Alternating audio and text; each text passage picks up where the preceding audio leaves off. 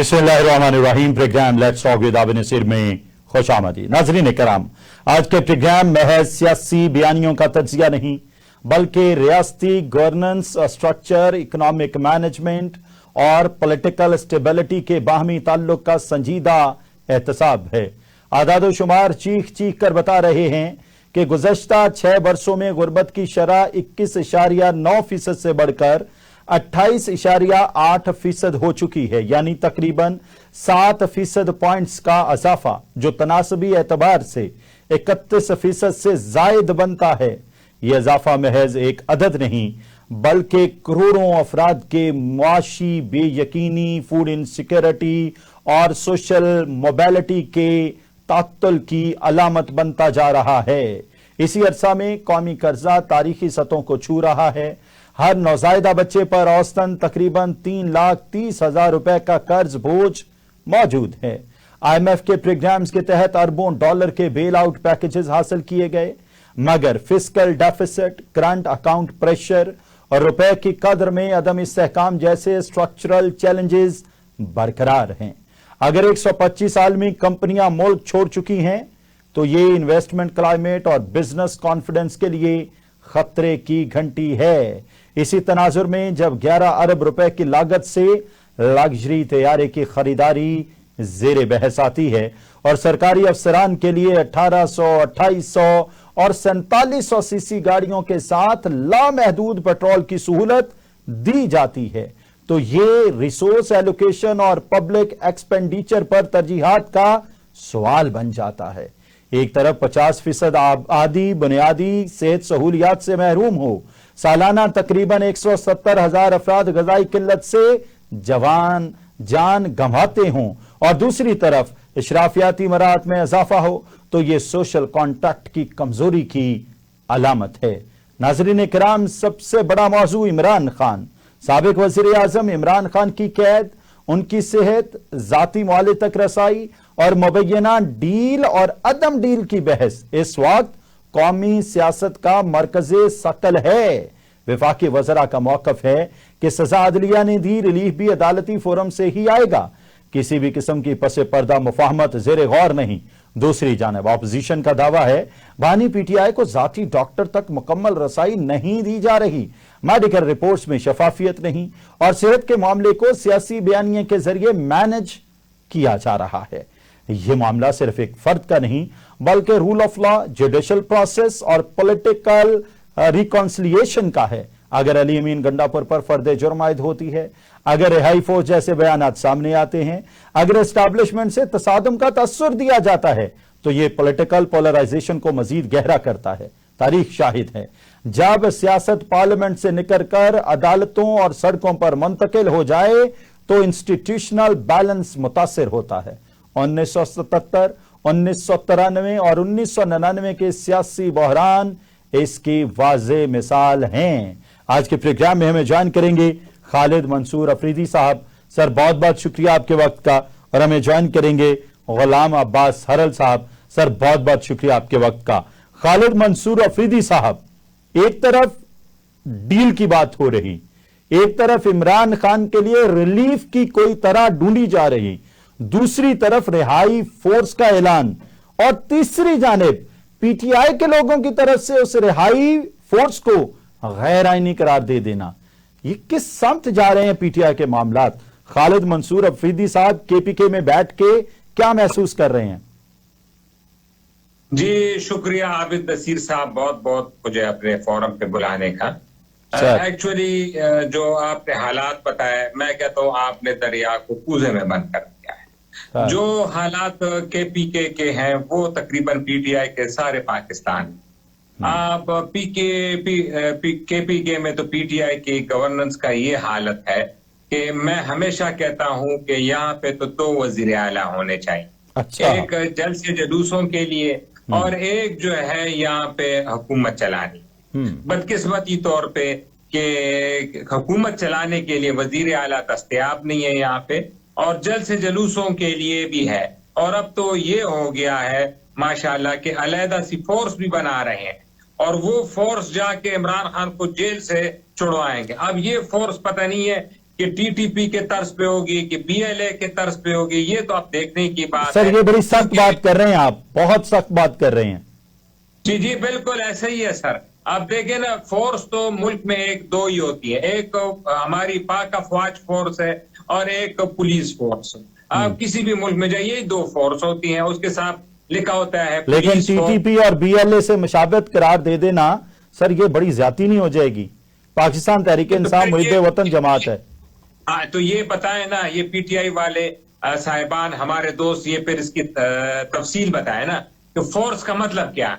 देखिए ना, अगर सोहेल अफरीदी एक मतमा नजर सामने रखते हैं कि इमरान खान के लिए एक फोर्स बना दी जाए जो उनकी रिहाई के लिए प्रॉपर काम करे, at the same time Pakistan Tehreek Insaf के ही लोग टीवी पर आकर कहें ये गैर आईनी है, ये सोहेल अफरीदी का मतमा नजर हो सकता है, ये जमात का मतमा नजर नहीं है, लेकिन उसको टीटीपी, बीएलए और इस तरह वो मिलिटेंट ग्रुप्स के साथ जोड़ देना सर, ये पाकिस्तान तहरीक इंसाफ के साथ ज्यादती हो जाएगी। नहीं सर, कोई ज्यादती नहीं है। आप बताएं ना, वो तो खुद उसको फोर्स कह रहे हैं ना। बड़ा सख्त मौकफ ले रहे हैं मंसूर साहब आप।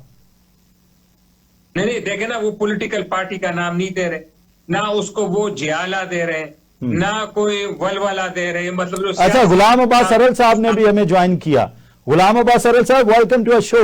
How do you think Kharal Sahab, Khalid Mansoor Afridi साहब ये कह रहे हैं कि रिहाई फोर्स का जो कयाम है वो ऐसे ही है जैसे टीटीपी या बीएलए हो, पाकिस्तान तहरीक इंसाफ मुहिब वतन जमात है।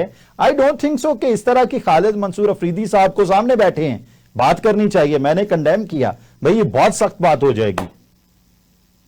देखें, सोहेल अफरीदी साहब एक सूबे के केपीके के चीफ एग्जीक्यूटिव है और सारी फोर्सेस जो सूबे की हैं वो उन्हीं की फोर्सेस हैं, बीइंग चीफ एग्जीक्यूटिव। तो नई फोर्स की तो मेरी नजर में कोई जरूरत नहीं है, और इस तरह का बयान मेरी समझ से बालातर है जब इतनी सारी फोर्सेस मौजूद हैं और उनके चीफ एग्जीक्यूटिव अफरीदी साहब हैं, तो नई फोर्स की जरूरत नहीं है। और जहां तक रिहाई की बात है, देखें ये बदली तबीयत गुलाम अब्बास सरल साहब समझ से थोड़ी बालातर है। आप भी पाकिस्तान तहरीक इंसाफ खास तौर पे सोहेल अफरीदी की किसी पॉलिसी से इख्तिलाफ कर रहे हैं? बिल्कुल, मैं देखें, हमने हमेशा असूल की सपोर्ट की है, और जो अगर कोई असूल की बात करता है, कानून की बात करता है, तो उसको सपोर्ट करना चाहिए।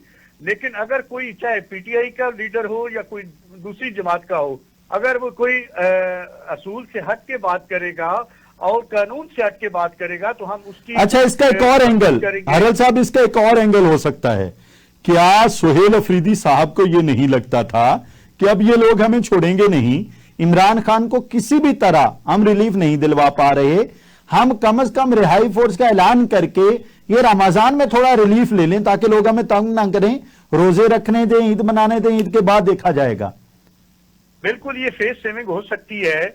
और जो सोहेल अफरीदी साहब का बयान है उसमें ये भी मुझे नजर आ रहा है कि अपनी फोर्सेस के ऊपर उनका कंट्रोल नहीं है। अगर उनका अपनी जो पुलिस है, पंजाब पुलिस है, बाकी दीगर जो अमनो अमान उनकी तो केपीके पुलिस हुई ना जी, प्रोविंशियल सब्जेक्ट है, तो इसका मतलब ये हुआ कि उनकी जितनी उनकी अपनी प्रोविंशियल फोर्सेस हैं वो एक चीफ एग्जीक्यूटिव के कंट्रोल में नहीं है। ठीक है, ठीक है। खालिद मंसूर अफरीदी साहब, हरल साहब, एक और अफरीदी साहब हमारे साथ हैं आज। अफरीदी साहब, हाउ डू यू थिंक, क्या ये फेस सेविंग हो सकती है जिस तरह हरल साहब ने फरमाया? फेस सेविंग से ज्यादा मुझे पीटीआई के अंदर पॉलिसी की, एक यूनिफॉर्म पॉलिसी के ना होते हुए ये असरात है।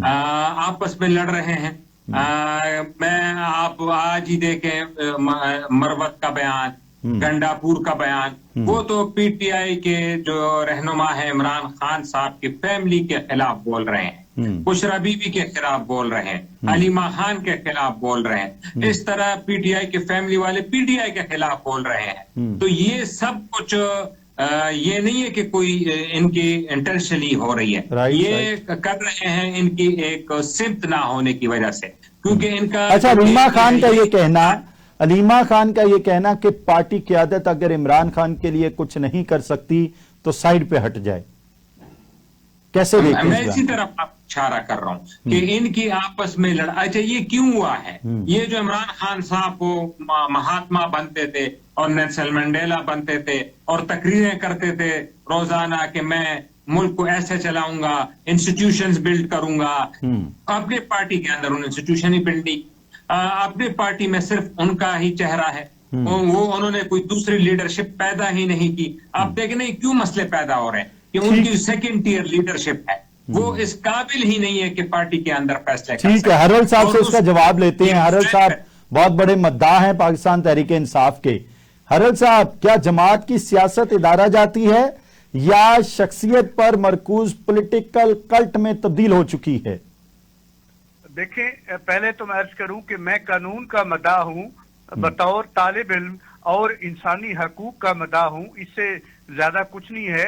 इस वक्त जब पीटीआई के साथ जुल्म हो रहा है, उनकी जो दस्तूरी जमानतें हैं अगर उनको सलब किया जा रहा है, उनको उनकी पार्टी को खत्म किया जा रहा है, उनके मैंडेट को आपने चुरा लिया, उसको तस्लीम नहीं किया, तो ये बातें तो जो हक की हैं वो हमें करनी होगी। क्या ये नई बातें हैं सर? क्या ये नई बातें हैं? क्या ये पाकिस्तान के पॉलिटिकल हिस्ट्री में पहली दफा हो रही हैं? देखिए, हमने उस वक्त भी गलत कहा जब 2018 के इलेक्शन थे, उसके बाद उससे पहले भी जो कुछ हुआ हमने गलत कहा। जब इमरान खान ने मुस्लिम लीग नून का मैंडेट चुराया, हम तब भी कंडेम किया। लेकिन जहां तक आप इस वक्त मौजूदा क़यादत की बात कर रहे हैं, पीटीआई की मौजूदा क़यादत की अब ये सूरत हाल है कि ये 20 लोग इकट्ठे नहीं चल सकते।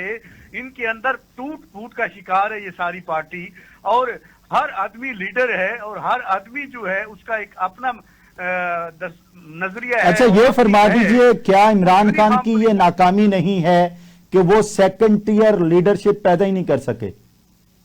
देखिए, ये सिर्फ इमरान खान की नाकामी नहीं है, ये हमारी जितनी भी सियासी जमातें हैं सबकी नाकामी है। आप देख लें, किसी पार्टी को उठा के देख लें, क्या जरदारी के अलावा कोई और किसी की ओपिनियन या किसी की कोई अहमियत है पीपल्स पार्टी में? और शरीफ खानदान के अलावा किसी की कोई और औकात है मुस्लिम लीग नून में? इसी तरह पीटीआई भी सिवाय इमरान खान के और कुछ भी नहीं है। ये हकीकत है कि जितनी भी जमातें हैं ये शख्सियात परस्ती है, ये पॉलिटिकल पार्टियां नहीं है, ये खानदानी जमातें हैं और कुछ भी नहीं है। और इस वक्त जो इमरान खान मकबूल तरीन लीडर है और आपने देखा कि उनका निशान छीना गया, उनसे उनकी पार्टी को जो है उसको बैन किया गया, और उसके अलावा क्या क्या। खालिद मंसूर अफरीदी साहब, मकबूल तरीन लीडर के सूबे में क्या गवर्नेंस के मामलात अच्छे हैं? क्या पॉलिटिकल स्ट्रक्चर बड़ा मजबूत है? क्या लोग रात को आराम की नींद सो सकते हैं? क्या लोगों को रोजगार मिल रहा है? क्या लोग समझते हैं कि गुड गवर्नेंस की जिंदा मिसाल है इमरान खान? गवर्नेंस नाम की तो यहाँ पे कोई चीज ही नहीं, ना कोई गवर्नेंस हुई है। एक सेहत कार्ड बनाया है और उसी को 12 साल से बेच रहे हैं। ना कोई इंफ्रास्ट्रक्चर पे काम हुआ है, कहीं पे नहीं। लेकिन अगर आप कह रहे हैं कि लोग रात को सही नींद से सो रहे हैं और उनको इस हुकूमत पे एतमाद है, खासकर मैं पुख्तूनख्वा की सूबे की बात कर रहा हूं, तो इसमें शक नहीं है कि अगर दोबारा इलेक्शन हुए तो इमरान खान यहाँ पे 2/3 अक्सरियत से जीते। और वो इस वजह से नहीं जीतेगा कि इन्होंने कोई काम किया है। ये बदकिस्मती से, मैं हमेशा कहता हूं कि यहाँ पे हमारी मुक्तदर कुव्वतों के खिलाफ एक अच्छे निगाह से नहीं देखा जा रहा, और उसी की वजह से ये वोट पड़ेगा। एक एंटी अमेरिकनिज्म, अमेरिका मुखालिफ वोट बहुत है, और दूसरा जो मुक्तदर हल्के हैं उनकी यहाँ पे पॉपुलैरिटी में कमी की वजह से ये वोट इमरान खान को मिलता है। हाँ, ये बात है कि जिस दिन इमरान खान ने कंप्रोमाइज कर लिया, कंप्रोमाइज का मतलब कि बीमारी का बहाना बना लिया, जिस तरह भी आंख का ये है और वो अस्पताल में एडमिट हो गए या पनिगाल या इंग्लैंड चले गए, तो फिर मैं आपको यकीन दिलाता हूं कि पुख्तूनख्वा में नेशनल असेंबली की तो छोड़े, सूबाई असेंबली की भी 2-3 सीटें ज्यादा पीटीआई नहीं जीती। लेकिन अगर वो जेल में इस तरह खड़े रहे और कोई कंप्रोमाइज नहीं किया और इसी बयानिया को चलाया कि मुझे अमेरिका ने निकाला और अमेरिका की आशीर्वाद से निकाला गया है, अंदरूनी तौर पे हमारे लोग मिले हैं उनसे। तो ये मैं आपको यकीन दिलाता हूं कि अगली भी 2/3 मेजॉरिटी पुख्तूनख्वा में पीटीआई की है। चाहे ये काम वो लेकिन वजीर आला साहब सुहेल अफरीदी साहब, आपका वर्डिक्ट आ गया। हरल साहब, आपको प्रोग्राम में शामिल करना चाहूंगा। क्या समझते हैं, क्या दो बयानिए ही पाकिस्तान में चलते हैं, या जिस तरह इमरान खान ने एस्टैब्लिशमेंट मुखालिफ बयानियां चलाया और अमेरिका मुखालिफ बयानियां चलाया, क्या इमरान खान की अपनी कोई पहचान नहीं? क्या ये सिर्फ बयानिए का वोट है? हरल साहब, देखिए, पाकिस्तान की तारीख आप उठा के देख लें, हमेशा से एंटी स्टैब्लिशमेंट बयानिया बिका और कामयाब हुआ। जिन्होंने भी एंटी स्टैब्लिशमेंट बयानिया बनाया, चाहे जुल्फकार अली भुट्टो हूं, उसके बाद नवाज शरीफ को देख लें, नवाज शरीफ ने एंटी स्टैब्लिशमेंट बयानिया बनाया और नवाज शरीफ को 2 सीट मिली। उसके बाद अब इमरान खान की जो सूरत हाल है, जैसे आजकल सारे तज्जियाकार कह रहे हैं कि अगर इमरान खान डील करके बाहर चला जाता है, जेल से बाहर आ जाता है, तो ये फिर इसकी मकबूलियत में कमी आएगी। मेरी नजर में और मेरी प्रेडिक्शन है इस वक्त, अगर ये डील करके बाहर चला भी जाता है तो फिर भी इसकी मकबूलियत में कमी नहीं आएगी। और अभी अगर इस हालात में अगर जेल के अंदर इलेक्शन होते हैं तो ये 2/3 अक्सरियत नहीं लेंगे, ये क्लीन स्वीप करेंगे। केपीके के हवाले से मैं बात कर रहा हूं। और ठीक है, गुलाम अब्बास हरल साहब हमारे साथ मौजूद हैं, मंसूर अफरीदी साहब हमारे साथ मौजूद हैं। एक शॉर्ट कमर्शियल ब्रेक है, ब्रेक के बाद हाजिर होते हैं। आप हमारे साथ रहिएगा।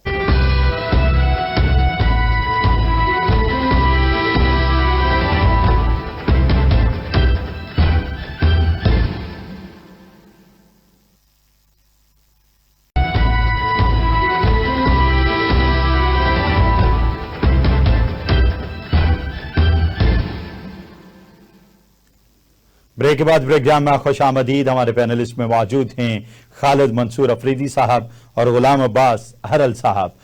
खालिद मंसूर अफरीदी साहब, गुलाम अब्बास हरल साहब ने कहा कि अगर इमरान खान एस्टैब्लिशमेंट बयानिया और अमेरिका बयानिया को छोड़ के बाहर भी चले जाते हैं, तब भी इमरान खान की मकबूलियत पे कोई फर्क नहीं पड़ेगा। क्या समझते हैं? साहब से बसद एहतराम इख्तिलाफ करता हूं, अब बहुत बड़ा असर पड़ेगा। देखिए ना, जो इनका वोट है वो इसीलिए कि एस्टेब्लिशमेंट और अमेरिका की मुजाहमत का वोट, ये नवाज शरीफ नहीं है। इमरान खान की अपनी मकबूलियत का वोट नहीं है। अफरीदी साहब, क्लियर बताना है, सही फेयर बात। वही मैं आपको बता रहा हूं कि ये नवाज शरीफ नहीं है। नवाज शरीफ करके चले गए, लेकिन उनके पास भेजने को फिर भी मोटरवे था, मेट्रो बसें थी, तरक्की का एक जाल था जो पंजाब में बिछाया गया। इमरान खान के पास भेजने को कुछ नहीं है अगर डील कर लेंगे।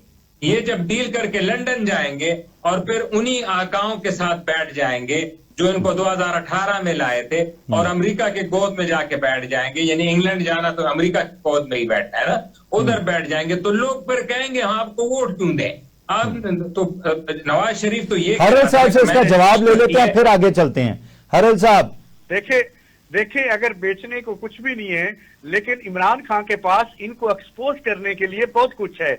उसमें पीपल्स पार्टी भी शामिल है और जरदारी ग्रुप भी शामिल है। आप देख लें कि इनकी करप्शन की दास्तानें रकम की हुई है इन्होंने, और एंटी स्टैब्लिशमेंट का बयानिया भी इमरान खान के पास अभी मौजूद है। और मैंने तो अवाम में, हम अवामी लोग हैं, सारा दिन अवाम में रहते हैं। इमरान खान इस वक्त लोगों के दिलों में घर कर चुका है और इस पार्टी की वो ताकत जो है वोटर के साथ जुड़ चुकी है। मेरी नजर में तो अब कुछ अर्सा इस जमात को और इसकी मकबूलियत को खत्म करना नामुमकिन है। आपने कितने हरबे इस्तेमाल कर लिए हैं, आपने क्या कुछ नहीं किया, उनके जेलें बना दी। लेकिन हरल साहब, आप अफरीदी साहब का जवाब तो दीजिए ना। नवाज शरीफ के पास बेचने को मोटरवे, नवाज शरीफ के पास बेचने को इंफ्रास्ट्रक्चर, नवाज शरीफ के पास बेचने को पंजाब की तरक्की, नवाज शरीफ के पास बेचने को 13 करोड़ आवाम के लिए 11 अरब रुपए का जेट, नवाज शरीफ के पास बेचने के लिए पूरे फेडरल सिस्टम को 2800 सीसी, 1800 सीसी, 4700 सीसी, और मतलब ना सिर्फ फेडरल सिस्टम को बल्कि प्रोविंशियल सिस्टम को इतनी महंगियां 800 लीटर महाना तक पेट्रोल फ्री इमरान खान के पास क्या, ये बताएं। मैं अर्ज करता हूं देखिए सड़कें बनाने से कौम तरक्की नहीं करती, सड़कें बनाने से मुल्क तरक्की नहीं करता। आपकी सनत जो है वो तबाह होके गई है, आपकी जो ज़राअत 125 कंपनियां भाग गई हैं पाकिस्तान से, तबाह कर दिया है, आपने ताजर को तबाह कर दिया है। आप क्या इस वक्त इतनी गुर्बत है और महंगाई कहां पहुंच गई है, ये असल चीजें होती हैं जो अवाम का मोमेंटम बनाती हैं। ठीक है, अफरीदी साहब से जवाब लेते हैं। अफरीदी साहब, आप खुद तो ये 11 अरब रुपए की मरियम बीबी जहाज लेती है, उसके लिए और जवाब फराम किया जाता है कि हमारे ऊपर कर्जा है और महंगाई है, मुल्क की मईशत जो है वो डूब रही है, इसलिए। अच्छा अफरीदी साहब ये फरमाएं, हरल साहब ये कह रहे हैं कि सड़कों से कौमें तरक्की नहीं करती। तो फिर पता है ना तरक्की कहां से होती है, हमने दुनिया में यही देखा, इंफ्रास्ट्रक्चर से तरक्की, और कौन सी तरक्की होती है? इमरान खान ने केपीके में कौन सी तरक्की कराई? और मैं तो हमेशा ये कहता हूं कि नवाज शरीफ हो यानी बाप वालिद साहब, ग्लोबल स्टेज पे देखें, अंदरूनी स्टेज देखें, वो पाकिस्तान में क्रिकेट लेके आया, PSL लेके आया, और बेटी जो है बसंत लेके आई। देखिए कितने पाकिस्तान का सॉफ्ट इमेज दुनिया में गया। एक हमारी क्रिकेट आने से जो कि हम तरस रहे थे, श्रीलंका पे जो हमला हुआ था 2008 में, और फिर जिस तरह 2009 में तस्हीह कर लें 2009 में, और फिर नवाज शरीफ 2016 में जिस तरह क्रिकेट लेके आया, नजम सेठी को PCB का चेयरमैन लगा के और PSL लेके आया, इस तरह बेटी ने भी वही पढ़ के काम किया है जो कि आज से 20 साल एक टूर्नामेंट एक चीज फंक्शन बनता वो बहाल किया। तो वो तो काम से पहचाने जा, अगर वो डील कर ले तो वो कहेंगे हम बसंत करा लेंगे, हम क्रिकेट करा लेंगे, हम रोडें बना लेंगे, हम हाईवेज बना लेंगे, हम अस्पताल बना लेंगे। इमरान खान साहब क्या बनाए, और जो इमरान खान साहब ने कौम बनाई तो वो कौन सी कौम है, उसके पीछे भी तो हम घूम रहे हैं 12 साल से, वो कौन सी कौम है? वो हमें तो अभी वो मदीना मुनव्वरा की भी वो नजर नहीं आती कि जो रियासती मदीना बन रहा था, कि हमारी कौम इतनी पास हो गई है कि रमजान में महंगाई खत्म हो गई है। क्या हमारी कौम ने झूठ बोलना कम कर दिया है? क्या हमारी कौम ने मिलावट बंद कर दी इमरान खान साहब के 12 साल?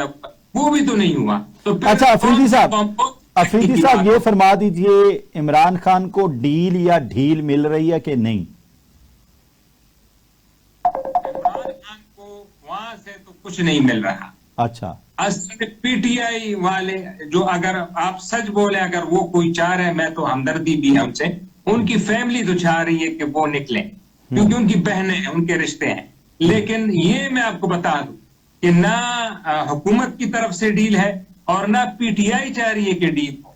अच्छा। लेकिन PTI तो मुफ्त में मजे लगे हैं, इमरान खान के नाम पे इलेक्शन में जाते हैं, उस MPA को MNA को कोई जानता तक नहीं है, हमसाया तक नहीं जानता है। ये मैं आपको बताता हूँ KPK में ऐसे MPs MNA कि उसके हमसाया तक नहीं जानते। अगर वो वोट हो जाए तो अपने घर में भी हार जाएगा। अच्छा। लेकिन उसको इमरान खान के नाम पे MNA और MPA बने, वो तो कभी भी नहीं चाहेंगे कि इमरान खान डील करके, क्योंकि उनको पता है डील से फिर पार्टी फारिग हो जाएगी। तो उनके तो मजे लगे हुए हैं, लल्ले तलल लगे हुए हैं, MNA से लाउंजेस मिले हुए हैं, वहां फेडरल भी एरिया में उधर जाए इस्लामाबाद में, वहां पे पार्लियामेंट लॉजेस में है, और खूब करप्शन की दास्तानें भी हो रही हैं साथ KPK गवर्नमेंट में। तो वो तो नहीं चाहते, और ना हुकूमत चाहती है। हुकूमत ने इमरान खान को रिहा करना, देखे ना, हम जो भी कहें, ये बात मैं हरल साहब की बात कहूं कि इमरान खान की पॉपुलैरिटी, अगर वो आ गए और बाहर, और इंग्लैंड से भी वो 1-2 खिताब कर ले यूट्यूब पे, तो हुकूमत का तो दड़न तख्ता हो जाएगा। तो हुकूमत भी नहीं चाहती और ना PTI चाहती। हरल साहब हुकूमत तो नहीं चाहती कि इमरान खान बाहर आए, क्या PTI भी नहीं चाहती कि इमरान खान बाहर आए? देखिए, मौजूदा हुकूमत तो इसलिए नहीं चाहती कि अगर इमरान खान बाहर आता है तो ये जाते हैं, या ये मुल्क से बाहर भागेंगे या जेलों में जाएंगे, इसके अलावा और कोई ऑप्शन नहीं है। जहां तक आप PTI की क़यादत की बात कर रहे हैं, मौजूदा क़यादत जो है, इन्होंने इमरान खान की वजह से इनको जो कद काट या जितनी इनको पजीराई मिली है, शायद इनको कोई पहले जानता भी नहीं था। तो ये मेरे ख्याल में इससे मैं इत्तेफाक करता हूं कि मौजूदा क्यादत में बहुत सारी ऐसी क्यादत मौजूद है पीटीआई की जो कंप्रोमाइज्ड है और वो नहीं चाहते। अली अमीन गंडापुर भी कंप्रोमाइज्ड हैं। अगर इमरान खान बाहर अली अमीन गंडापुर कंप्रोमाइज्ड हैं हरल साहब। बिल्कुल कंप्रोमाइज्ड हैं, वो तो पहले दिन से कंप्रोमाइज्ड है। सुहेल अफरीदी साहब है जो कंप्रोमाइज्ड, सुहेल अफरीदी नहीं, सुहेल अफरीदी मुझे अभी तक तो नजर नहीं आते कि कंप्रोमाइज्ड है। गौहर साहब तो मुझे इस तरह की कोई उनमें ऐसी बात नजर नहीं आई। गौहर लेकिन साहब कल को कुछ भी नहीं कहा जा सकता। जी गौहर साहब पाकिस्तान तहरीक इंसाफ के चेयरमैन गौहर साहब बड़े सॉफ्ट कॉर्नर रखते हैं और बहुत सारे दोस्त हैं। ठीक है, ये शॉर्ट कमर्शियल ब्रेक है नाजरीन। अब ब्रेक के बाद सियासत से निकल के मईशत की तरफ आएंगे, आप हमारे साथ रखिएगा।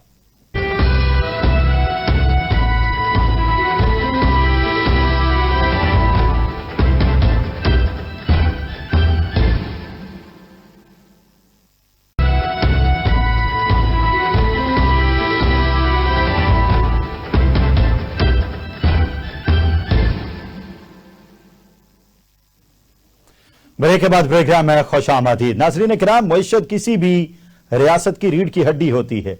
अगर गुर्बत 28.8% तक पहुंच जाए, अगर रोजाना 9 से 10 अफराद मुआशी दबाव के बायस खुदकुशी पर मजबूर हों, अगर 80% आबादी को साफ पानी दस्तयाब ना हो, तो यह महज इकोनॉमिक डेटा नहीं बल्कि ह्यूमन डेवलपमेंट इंडिकेटर्स की तनज़ली है। BISP के तहत खरबों रुपए की तकसीम के बावजूद गुर्बत में इजाफा, पॉलिसी एफिकेसी पर सवाल है। और अगर फिस्कल डेफिसिट बरकरार हो, टैक्स टू GDP रेशो कमजोर हो और कर्जों का बोझ बढ़ता जाए, तो यह मैक्रो इकोनॉमिक स्टेबिलिटी के लिए खतरा है। जब सरकारी अखराजात में लग्जरी आइटम्स नुमाया हों और अवामी सब्सिडीज महदूद, तो यह एक्सपेंडिचर प्रायोरिटाइजेशन का बहरान है। नाज़रीन किराम, हमारे साथ खालिद मंसूर अफरीदी साहब मौजूद हैं, गुलाम अब्बास हरल साहब मौजूद हैं। हरल साहब, पंजाब हुकूमत का 11 अरब का तैयारा खरीद लेना, दूसरी जानिब यह कहना कि सरकारी ऑफिसर्स को 800 लीटर तक माहाना पेट्रोल फ्री, 1800, 2800 और 4700 सीसी गाड़ियां दी जाना, क्या ये तफावत बहुत बड़ा नहीं है कि एक तरफ अवाम भूख प्यास और नंग से परेशान है, दूसरी तरफ अलल्ले तलल्ले हैं? देखिए, मौजूदा हुकूमत ने किसान और सनतकार को, ताजिर को जिंदा दरगोर कर दिया है। इनकी ऐसी किसान कुछ पॉलिसियां, ऐसी ताजिर कुछ पॉलिसियां, जिस वजह से आपका किसान जिंदा दरगोर हो गया और ताजिर मुल्क छोड़ के भाग गया और उनकी सनतें बंद होगी। आपकी मुईशत के लिए आपकी ज़राअत और सनत का चलना बहुत जरूरी है, उसके बगैर तो आपकी मुईशत चल नहीं सकती। लेकिन बदकिस्मती है इस मुल्क में सिर्फ इनके कारोबार बढ़ रहे हैं और चल रहे हैं, जो अशराफिया है या जो हुक्मरान तबका है, लेकिन आम आदमी उसका दिन ब दिन बुरा होता जा रहा है। आम ठीक है, खालिद मंसूर अफरीदी साहब, आप ये कहते हैं इमरान खान ने कुछ नहीं किया और नवाज शरीफ ने मोटरवे बनाई, नवाज शरीफ के पास बेचने को बहुत कुछ है। सर, अवाम मर रही है, 125 कंपनियां पाकिस्तान छोड़ के जा चुकी हैं और 11 अरब रुपए का प्राइवेट जेट ले लेना, क्या ये मुनासिब चीज है? सर, आपने कहा कि 28% पे गुर्बत जा चुकी है, तो बिल्कुल सही, 28% पे गुर्बत जा चुकी है और हमारे हमसाया मुल्क हिंदुस्तान में 28% से गुर्बत कम करके 4% पे ले आए गुज़िश्ता 10 साल जो मोदी साहब की हुकूमत आई है, और तकरीबन 25 करोड़ लोगों को गुर्बत से निकाला है उन्होंने, यानी एक पाकिस्तान को निकाला। तो ये तो हमारे लिए बायस शर्म की बात है कि हम इस चीजों पे काम नहीं कर पाए और 28% पे गुर्बत। लेकिन आप देखें ना, इसका भी तो रूट कॉज देखें ना, हंसता बसता पाकिस्तान था नवाज शरीफ के दौर में, डॉलर 98 पे था, पेट्रोल 99 पे थी, GDP 6% पे ग्रोथ कर रहा था, शानदार ऑपरेशन हुए थे, ज़रब अज़ब दहशतगर्दी का खात्मा। कराची में देखें ना, पहली दफा हमारी याददाश्त में अमन लाया गया नवाज शरीफ के दौर में। आपको पता है कराची में कितने हालात खराब थे, टारगेट वो कराची को उन्होंने ठीक कर दिया, ज़रब अज़ब ऑपरेशन कर दिया, इकोनॉमी को रेल। तो आपको क्या सूझी वजह? नाब इमरान खान, फिर इकोनॉमी के को सबूताज करने वाले भी इमरान खान, दहशतगर्दी का जी, मसला मैंने क्रिएट करने वाले भी इमरान खान। हरल साहब, और आप ये कहते हैं कि 2016 की फिगर आप उठाएं और फिर अभी की फिगर उठाएं। अभी शरीफ की हरल साहब आखिरी 2 मिनट है, प्लीज वाइंड कीजिएगा। देखिए, मेरे दोस्त पीटीआई और नून लीग वाले जैसे पीपल्स पार्टी वाले ये सारे कहते हैं कि ये मईशत बड़ी अच्छी चल रही थी और इमरान खान के आने से मईशत जो है वो तबाह हो गई है, मुल्क बड़ा अच्छा चल रहा था। देखिए, जिस कश्ती पे, जिस सवारी पे सवार होकर इमरान खान आए थे, उसी पे ये हैं, उसी सवारी पे ये सवार है। तो ये उसी की कंटिन्यूटी है जो इमरान खान की हुकूमत थी और जो उसमें साहिब इख्तियार थे, उसी की कंटिन्यूटी है, उससे भी कुछ बढ़कर है। तो फिर ये कैसे कह सकते हैं कि अब अवामी हुकूमत तय नहीं हो सका कि हंसता बसता पाकिस्तान किसने बर्बाद कर दिया। नाज़रीन किराम, मसला महज हुकूमत या ऑपोजिशन का नहीं, मसला गवर्नेंस पैराडाइम का है। अगर सियासत तसादुम पर मबनी हो और मईशत कर्ज पर, तो रियासत मुस्तकिल इस्तेहकाम हासिल नहीं कर सकती। 27 फरवरी 2019 जैसे वाकयात दिफाई सलाहियत का मजहर हैं, मगर असल ताकत sustainable economic growth, social justice और पॉलिटिकल टॉलरेंस में होती है। रियासत का वकार लग्जरी तैयारों से नहीं, ह्यूमन डेवलपमेंट इंडेक्स में बेहतरी से बढ़ता है। जमहूरियत महज इंतखाबात का नाम नहीं, बल्कि इंस्टीट्यूशनल अकाउंटेबिलिटी, शफाफियत और रिसोर्सेज की मुनसिफाना तकसीम का नाम है। आज का बुनियादी सवाल यही है, क्या हम पोलरिज्म और पोलराइजेशन के दायरे से निकलकर इस स्ट्रक्चरल रिफॉर्म्स की तरफ आएंगे जिससे मुल्क दुरुस्त होगा? क्या हम जाती अना की बजाय कौमी मफाद को तरजीह देंगे? क्योंकि तारीख यही सिखाती है कि कौमें जज्बात से नहीं, दुरुस्त मुआशी और सियासी फैसलों से मजबूत होती हैं। फैसला अब हमारे हाथ में है कि हम मुल्क को किस सामत लेकर जाते हैं। खुदा तआला आप और आपके लिखाना को अपने हिफ्ज़-ओ-अमान में रखे। इजाजत दीजिए, अल्लाह हाफ़िज़।